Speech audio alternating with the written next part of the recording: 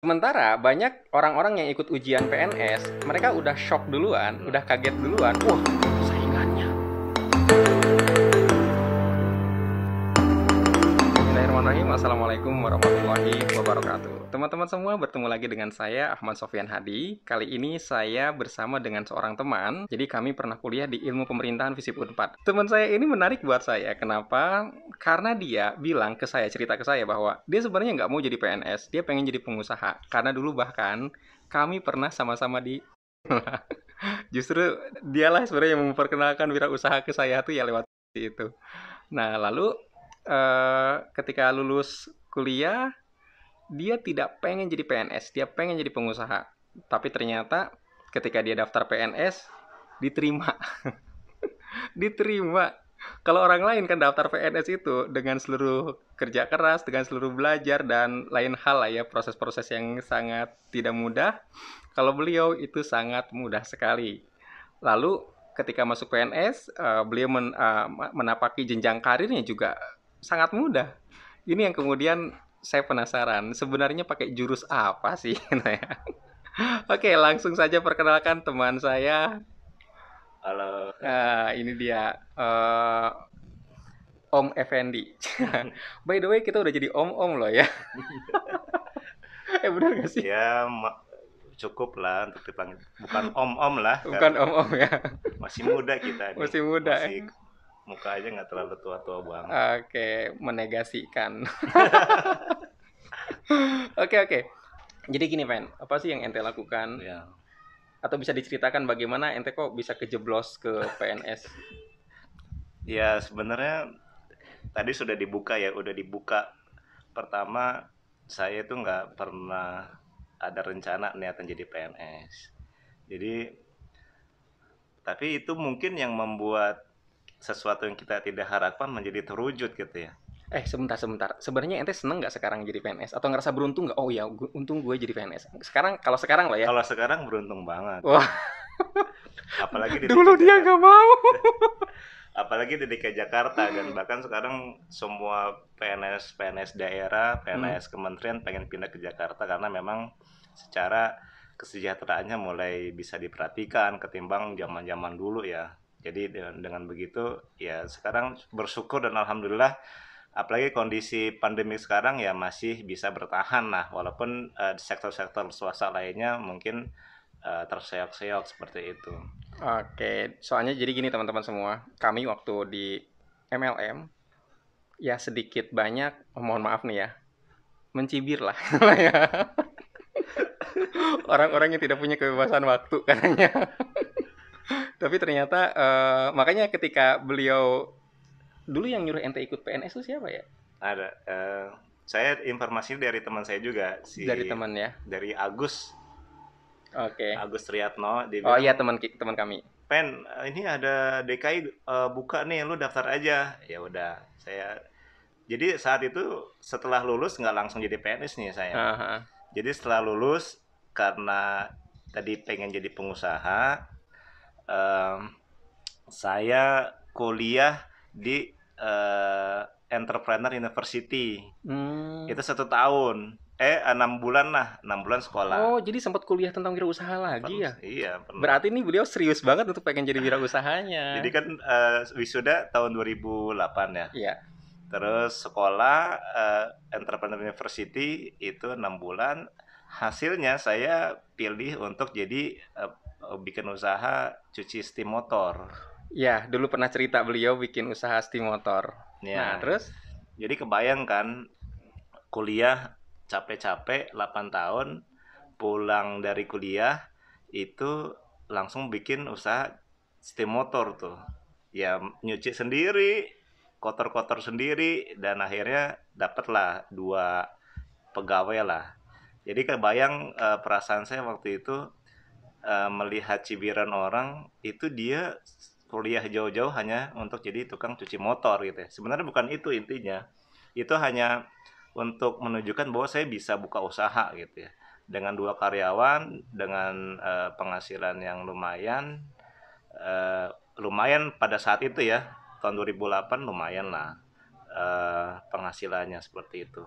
Tapi ada hal yang saat itu saya belum berpikir untuk jadi PNS ya. Jadi saat itu hanya berpikir bagaimana mengembangkan usaha jadi steam motor sehingga bisa menghidupi orang banyak gitu ya, seperti itu. Tapi dilalahnya waktu saya lagi chatting internetan ada teman yang menginformasikan DKI. Ini kayak saya biasanya suka tertantang gitu ya, tertantang masa gua orang DKI nggak bisa masuk DKI seperti itu. Akhirnya Kawi asli, bro. nggak bisa masuk DKI, lalu saya daftar lah. Daftar pertama, kedua, ketiga sampai saya itu tahun 2009 tes tes secara umum di GBK itu dari 22.000 yang mendaftar diambil cuma 3.000 ya kan, dan saya termasuk yang beruntung saat itu. Oke, oke, oke. Dan saya pernah menemui Effendi ini, teman ini, ketika beliau awal-awal kerja. Dan sempat bertanya, Yan, bisnis apa lagi nih? Gitu lah. Nih gue apa resign aja. Itu sempat ngomong gitu kan kalau nggak salah ya. Ya, Apa resign aja, kayak gitu ya. Nah, tapi kemudian semakin kesini, saya lihat nampaknya ini semakin makmur nih orang gitu.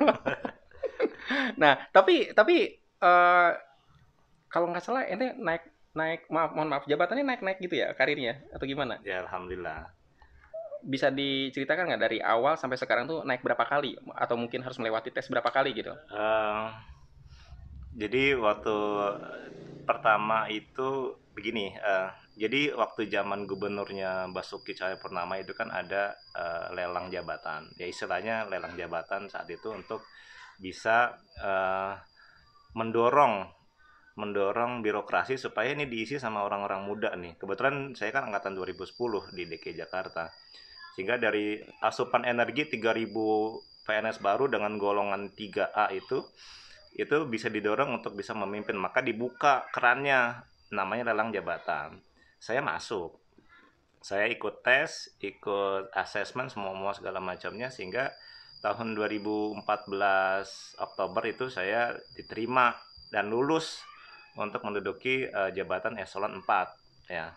Sehingga ya itu sampai dengan sekarang saya menduduki jabatan eselon 4 dan setiap berapa tahun sekali ya dilantik terus menerus walaupun pada posisi yang sama gitu ya. Saya belum sampai pada level ya, top manager di sebuah instansi seperti itu, tapi itu ada alasannya kenapa saya sampai nggak begitu, karena saya masih bertahan, itulah saya masih nyaman di kondisi sekarang Oke, oke, oke. gitu. Nah, itu lelang jabatan kan berarti rebutan loh ya. Iya, rebutan banget. Boleh tahu nggak yang ente duduki sekarang itu yang berminatnya berapa orang gitu di antara yang lain? Ya kalau seandainya ada angkatan saya aja 3.000, Hmm. tapi pejabat-pejabat lama itu banyak ya, pejabat lama juga ikut lelang juga karena semua pejabat eselon 3, eselon 4 itu diwajibkan untuk ikut lelang jabatan. Artinya kita bersaing dengan orang-orang yang mendapatkan yang duduk jabatan yang lama, pejabat-pejabat lama kita bersaing. Saya nggak tahu persis berapa.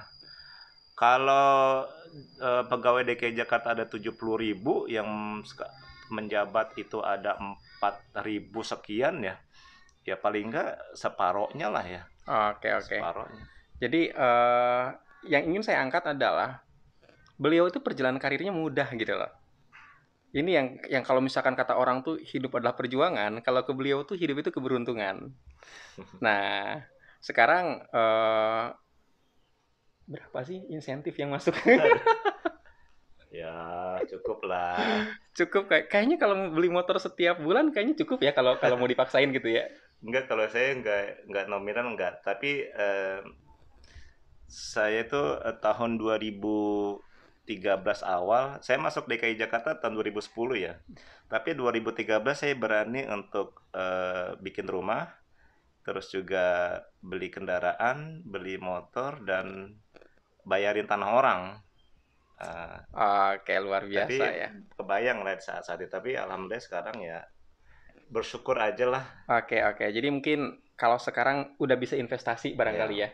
Oke. Alhamdulillahnya. Nah, sekarang ini yang ingin saya tanyakan itu apa sih amalan ente? Apa sih keyakinan ente gitu loh?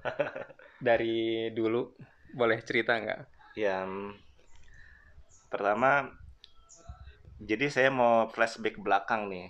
Saya ada satu titik balik ya. Jadi ketika saya lagi titik baliknya itu ketika saya lagi usaha steam motor balik lagi. Karena saya selalu ceritakan titik balik saya ketika saya jadi tukang cuci motor. Ya.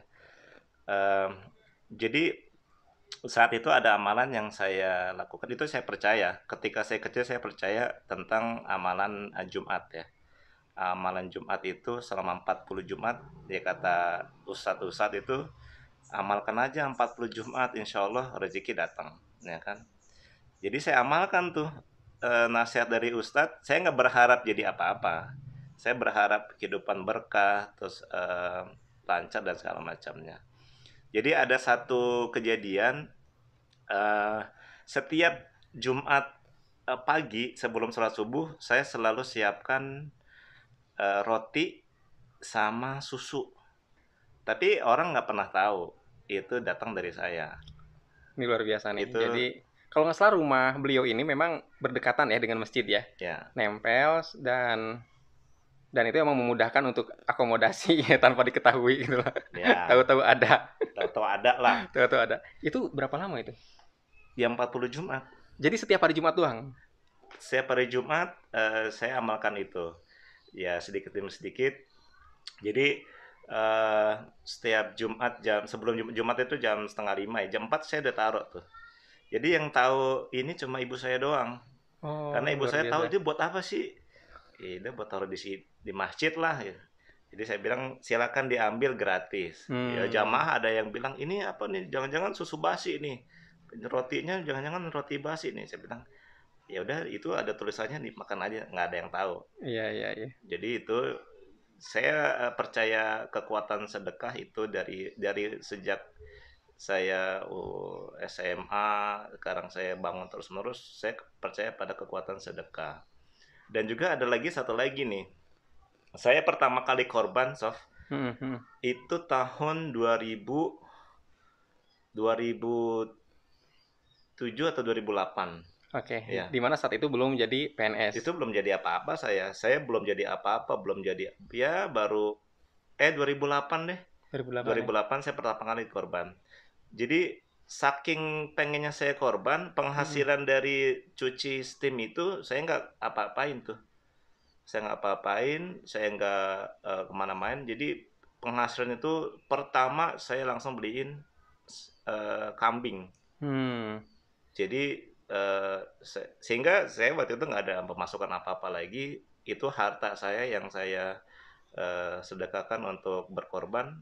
Itu saya beliin kambing harganya 1.300.000 saat itu. Iya Itu iya iya. korban pertama saya. Dan saya pikir itu adalah kondisi di mana saya nggak punya sama sekali, penghasilan nggak ada, tapi saya berazam mau berkorban. Itu pengalaman spiritualnya menurut saya itu sangat sangat mengena banget gitu ya. Oke, Jadi dan setelah itu, sejak saat itu nggak pernah putus kurban sampai sekarang? nggak, justru malah Allah mudahkan bertambah terus menerus Iya ya, iya iya iya. bertambah terus menerus dan alhamdulillah sampai sekarang itu saya rutinkan terus menerus dan amalan Oke, Jumatnya juga saya tetap rutin seperti itu sampai sekarang ya. sampai sekarang. Kalau sekarang masih di masjid mana nih? Masih di masjid dekat rumah itu? Ya muter-muter sih, Oke oke oke. muter-muter. Sip sip. Tapi sebenarnya saya tuh menduganya begini loh, Fen. Mm, Eh, Mungkin itu benar ya. Itu juga salah satu yang membuat ente sukses karena ada amalan-amalan baik. ya. Tapi ada dua hal. Pertama, Ente tuh kayaknya nggak pernah bikin target deh. Menurut saya loh ya. Karena saya kenal beliau ya. Benar nggak sih? Dalam pengenaan target tuh nggak pernah ngoyo gitu loh. Oh Ya, aku pengen itu dan kita kan dulu di MLM diajarinnya goal setting ya. goal setting kan. Kalau ente aku ngeliat tuh dulu nggak benar nggak kayak gitu. Jadi kayaknya jalan aja gitu loh. Eh, nggak apa ya, kalau target sih, kalau target iya memang kalau target yang saya ya emang bisa dibilang bisa dikatakan benar juga ya. Saya hidup itu nggak ada target-target Nah tertentu itu dia. gitu. Maksudnya prinsipnya dulu saya sering bilang saya kan mengalir ya. Nah betul. Ya, dia suka ngomong gitu. Mengalir itu saya nggak mau ada beban gitu maksudnya. Cuma ada apa ya? Pengalaman saya waktu itu sampai sekarang saya ingat ya. ketika saya SMP, saya pengen banget masuk SMA 28. Dan SMA 28 itu kan favorit banget. Cuma ketika itu ada satu momen ketika sholat Jumat, sholat Jumat saya berdoa. Hmm. Berdoa dan saya masuk ke dalam doa yang sangat khusyuk supaya bisa masuk di SMA 28. Entah gimana caranya, saya di SMP saya cuma ada 2 orang yang masuk SMA 28.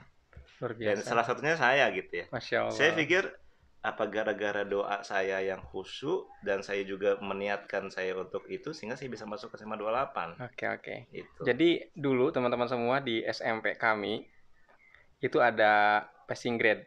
Ya. Sehingga yang passing grade-nya jelek, lu jangan tahu diri lah gitu. Atau yang kebiasaan di sekolahnya itu tidak pernah ranking 1, ranking 2, ranking 3 atau tidak 10 besar, tahu diri lah gitu. By the way, waktu SMP ente rankingnya berapa rata-rata?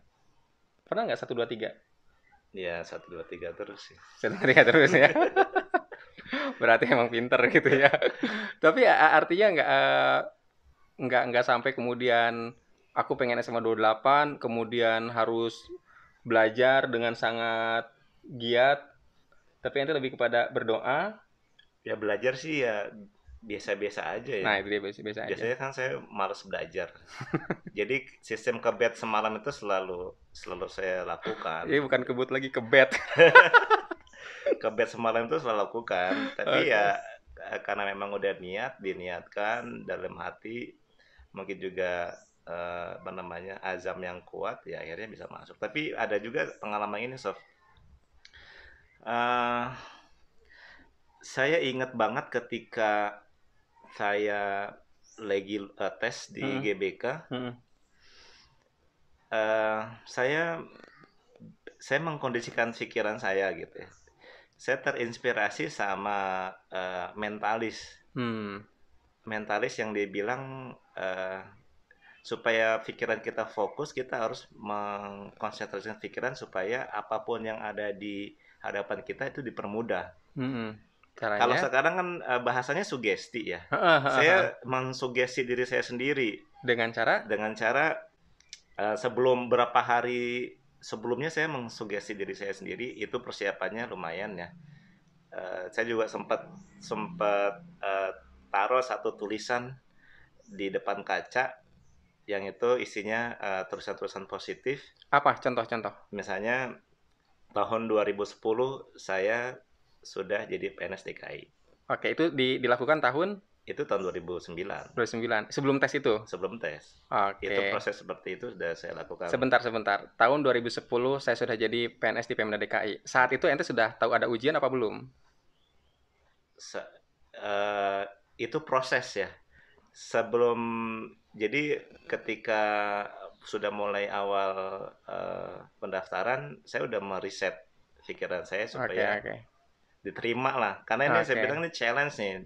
Challenge-nya itu seperti itu. Sehingga pada saat tes tertulis pun saya juga eh, bikin apa namanya pikiran itu mengarah ke situ dengan kata-kata misalnya, Fen, soal ini ketika kamu hadapi 100 kali lebih mudah. Hmm. 100 kali kamu lebih bisa melaksanakan, bisa mengerjakan, dan 100 kali lebih terang pikiranmu untuk bisa mengerjakan ini. Itu yang saya Oke. sugesti saya gitu. Oke. Nah, mungkin ini yang sebenarnya tajam, yang paling tajam ya. Iya, Sugesti kepikiran pertama sebelum ikut ujiannya sudah nempel di kaca tulisan afirmasinya. iya. Di mana itu cukup dibaca berulang kali ya. Iya, sering saya lihat lah, Sering dilihat gitu ya, sering diucapkan. sering diucapkan juga. Oke, lalu setelah itu pada saat ujiannya mensugesti diri sendiri bahwa ini mudah, kurang lebih kayak gitulah ya. Ya, ini mudah, ini gampang, ini Heeh. bisa lah saya selesaikan karena saingan kita juga cukup banyak juga. Tapi saya pikir gini ya, kan dari 22.000 itu yang diambil 3.000 itu kan ya hampir berapa persen yang diambil Iya, kan, iya, iya. ya kan. Jadi kalau saya pikir ini yang pertama faktor keberuntungan juga, Hmm. faktor keberuntungan. Tapi yang sisi baiknya bagi saya ternyata saya mencoba untuk mensugesti diri saya supaya soal se, se apa soal se sesulit apapun kalau kita sudah mensugesti diri kita sendiri, itu entah kenapa, entah bagaimana soal itu menjadi mudah dan bisa kita laksanakan gitu ya. Soal sesulit apapun, kalau kita sudah mensugesti diri kita sendiri, itu entah kenapa, entah bagaimana, soal itu menjadi mudah dan bisa kita laksanakan gitu. Soal sesulit apapun, kalau kita sudah mensugesti diri kita sendiri, itu entah kenapa, entah bagaimana, soal itu menjadi mudah dan bisa kita laksanakan gitu. Bisa kita Nah, kerjakan. itu. Sementara banyak orang-orang yang ikut ujian PNS, mereka udah shock duluan, udah kaget duluan. Wah, saingannya. Iya. Itu Kayak gitu ya? luar biasa banget. Udah gitu duluan ya. Banyak gitu ya. Banyak lah. Atau mungkin, waduh gini gimana nih? Jadi udah panik kayak gitu. Nah, tapi beliau salah satu yang memilih mensugesti diri sendiri. Oke, jadi ini kuatnya sugesti. Kalau boleh aku simpulkan ya, pertama ente tadi ada amalan-amalan. Oke, satu ya, ada amalan positif yang dilakukan. Yang kedua, ente tidak terbebani dengan target ente sendiri. Dia biasa aja. Ya kan? Bahkan Kenapa saya ngomong gini? Karena dari dulu ya aku udah kenal beliau ya. Bahkan kenapa, Bro? bahkan ketika ketika ada pengumuman lulus, saya cuma bingung kok saya lulus gitu. Dodol. Kok padahal waktu itu nggak ada kepikiran PNS, tapi yang dasar saya memang ketika mau pengen sesuatu, saya kan harus serius ya. Serius nggak Iya. apa-apa, bukan berarti serius itu pengen men-challenge diri saya sendiri. Ini gue bisa nih gitu ya. Oke. Oh, kok bisa gue masuk di situ gitu ya. Tapi ketika pengumuman lulus kok gue lulus gitu ya. Tadinya nggak mau diambil. Oke. Karena banyak rumor-rumor di luar sana yang mengatakan, wah lu pasti lu bayar. Paling nggak 150 juta lu pasti harus ngasih. Tapi mungkin saat itu di saat itu sering seperti itu kali ya. Mungkin sebelum-sebelumnya Iya, begitu. Iya. Tapi alhamdulillah saya bilang ya kalau seandainya begitu ya udah saya nggak akan ambil. Tapi dari mulai pertama sampai dengan saya dinyatakan 100% nggak keluar 1% pun uang kecuali biaya materi aja 6.000. Itu yang makin saya percaya. Oh, itu yang makin saya menguatkan, Sof. Tadinya saya sama birokrasi kan, walaupun kita sama-sama jurusan pemerintahan, stigma birokrasi itu sangat jelek banget. Iya. Tapi ketika waktu itu proses penjaringannya nggak ada main duit, nggak main koneksi dan segala macam, saya yakin percaya bahwa ini benar nih prosesnya. Sehingga dari situ saya memang menguatkan tekad untuk kembali untuk menseriuskan sebagai PNS. Apalagi passionnya itu saya ilmu pemerintahan dan langsung terjun ke pemerintahan, ya cocok lah. Seperti itu. Sip. Ini seru ya. Masukan buat teman-teman yang kemudian ingin mewujudkan impian, salah satunya mungkin PNS, atau mungkin salah duanya pengen jadi apapun itu. Dari pengalaman beliau ini yang saya ambil, satu tadi ya ada amalan-amalan baiknya, amalan positifnya, tapi amalan itu tidak diniatkan untuk mencapai sesuatu gitu loh. Ya. Saya beramal, saya ngasih ini dengan niat supaya kebeli tanah, enggak gitu loh. Kurang lebih enggak begitu ya. Ya. Lakukan saja kayak gitu. Sebagai sebuah nasihat tadi dari ulama gitu ya. Ya. Dari ustadz, ya nasihat baik beliau lakukan. Yang kedua, tidak terbebani dengan target-target yang dibuat. Sekedar target, oke. Sekedar imajinasi tentang masa depan, oke. Tapi kemudian tidak sampai, ini bagaimana kalau gagal? Gimana kalau enggak gitu loh. Ngalir aja. Ya. Seperti itu. Nah, lalu ikhtiarnya sugesti. Kalimat sugesti itu kuat banget. Saya ganteng. Gitu ya. Itu fitnah ya. Fitnah. Oke, itu kalimat sugesti ini luar biasa. Nah, sekarang teman-teman semua, ini saya ke rumah ini ya. Ini udah. Jadi saya ke rumah itu tuh dari sebelum jadi rumah. Dan sekarang Anda lihat, ini sebenarnya lihat bagian luarnya nih. Oke, kita keluar ya. Kita keluar. Ini udah jadi taman ini sekarang nih. Ini udah jadi taman. Dan ini bagus nih. Jadi asri banget loh rumahnya. Dan ini bilangannya terbilang di Jakarta Selatan, lumayan lah. Luas tanah berapa sih, Bro? Ini semuanya Heeh, 3.000 ya. 3.000. Enggak, kalau ini doang Ini 400 400. Nah, yang beliau jadikan rumah tuh 400, lumayan lah. Ya, 400 meter. 400 meter. Oke, teman-teman semua, itu saja, Bro. Thank you banget. Ya, makasih. Jadi saya memberi belajar dari teman sendiri lah. Karena sebenarnya ada hikmah-hikmah yang bisa diambil. Terima kasih. Assalamualaikum warahmatullahi wabarakatuh.